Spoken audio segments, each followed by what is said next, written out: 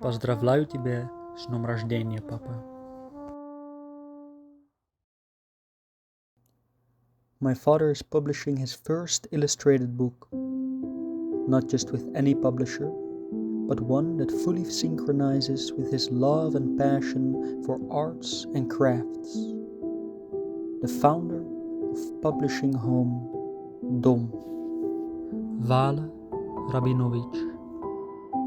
Dimitri Merkelov is a well-known art director in the Netherlands and has always been my first inspiration in the realms of visual arts from childhood on. His body of work ranges from fantastic children movies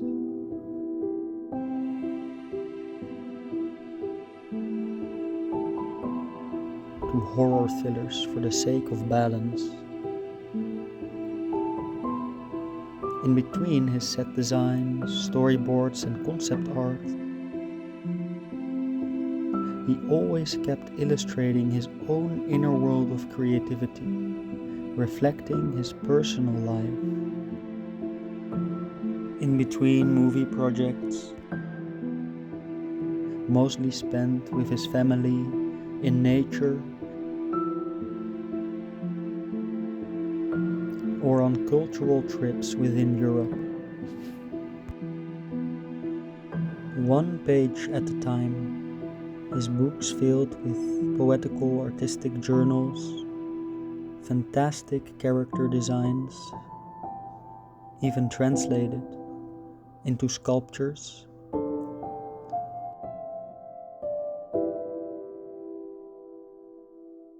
symbolic scenery,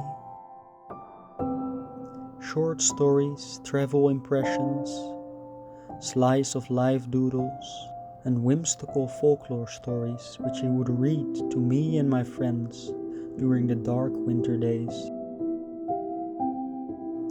All these years he kept his autonomous art private and worked with a heart of solitude, also due to a lack of time, for he was making a living, not only for himself, but to sustain his beautiful family. But now, something has changed.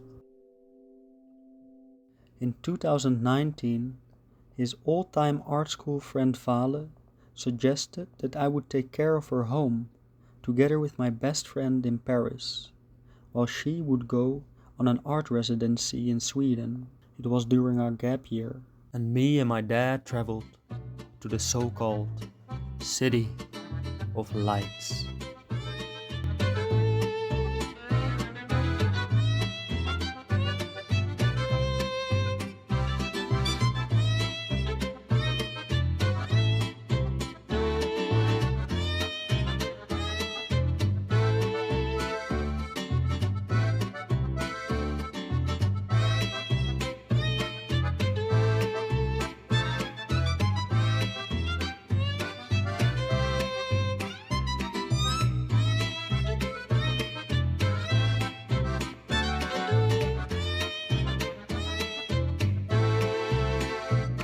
For a few days hosted in a small creative microcosm, until everyone had to leave and my best friend arrived.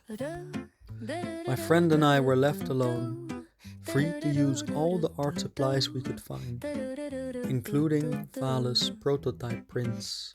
We spend our days exploring our identity through art and music, unaware of the seeds we were planting for our follow-up choice to join art school. A few weeks after our trip to Paris, my father and me went traveling to visit our family in Moscow and St. Petersburg.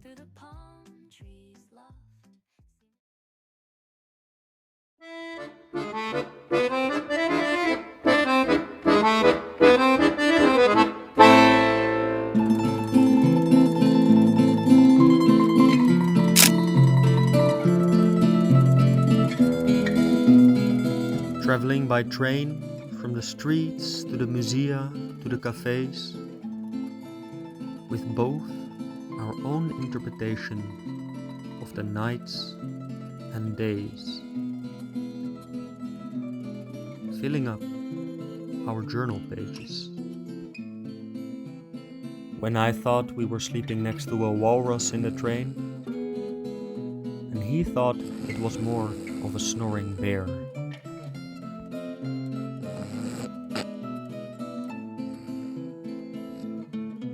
Blurring the memory line of fantasy folklore and reality.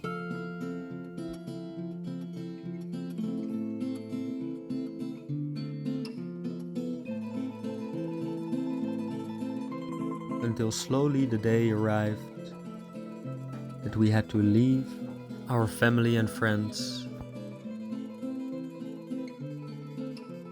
and travel back to the Netherlands.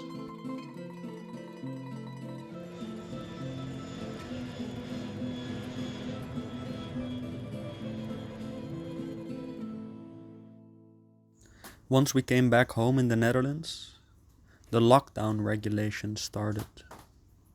Unable to travel or shoot movies, Dimitri went on a different type of journey, immersing himself in the creative work of Nikolai Gogol. Gogol is a writer from the 19th century, born in Ukraine and started writing in Russia.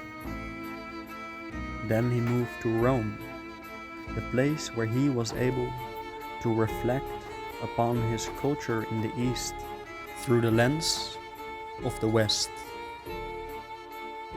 In the meantime, Vale was busy in Paris, starting up her publishing home, Dom.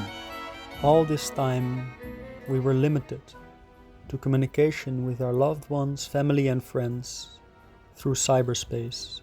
And when the conflict between the nations of Russia and Ukraine started, the ability to return and visit to our roots faded into a dreamlike memory of a nightmare. The distance between cultures is growing till this day as a consequence of national political positioning, and with it, our ability to understand one another's culture beyond the narratives of politics.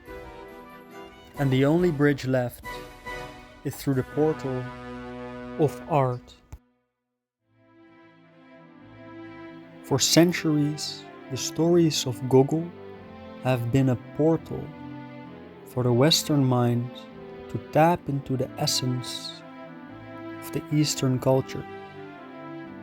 Yet, the bilinguist understands and knows that the Russian language allows to be played with in an associative manner that the linear Western sentences do not allow, always leaving a blind spot in the interpretation and ability to understand, unless, of course, complemented by a language that speaks 1,000 words, the language of the image.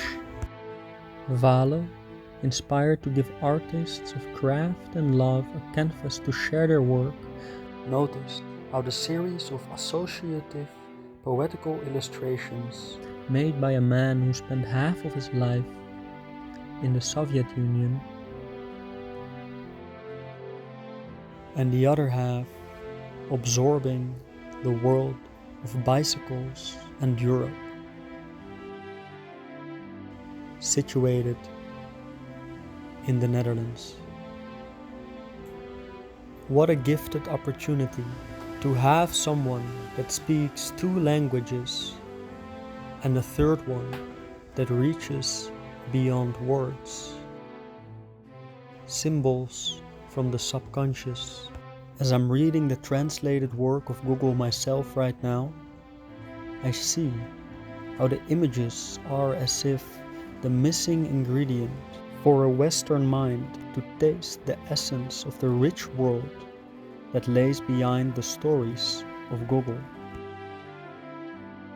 As if the essential silence between the notes. Ever since, I've seen them working remotely, sending prototypes and materials back and forth back and forth.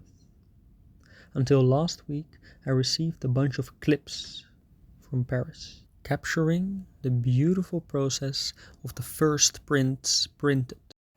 In the meantime, in these years, I finished my bachelor in movie animation, and I used my editing skills to make a cute little Instagram edit with a song on request by Vale.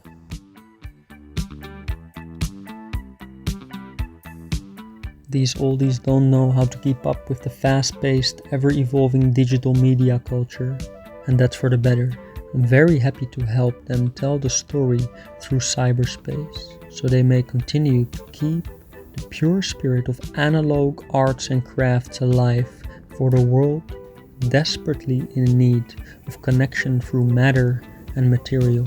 I'm super grateful and excited about this collaboration and hope this is but the start of opening my father's huge archive of incredible work to the world. Grounded stories and characters, full of soul, expressed through the heart in lines, subtle lines of graphite. If you feel inspired by these artists, their projects and story, subscribe to my YouTube channel as I will continue to explore, document and tell the story of their collaboration. The illustrated book print is called From Moscow to Rome, which will be published in 2026. My father has never been to Rome himself, and I would love to take him in 2026 to add another whimsical illustration to our journal pages. Klaar voor Rome, papa?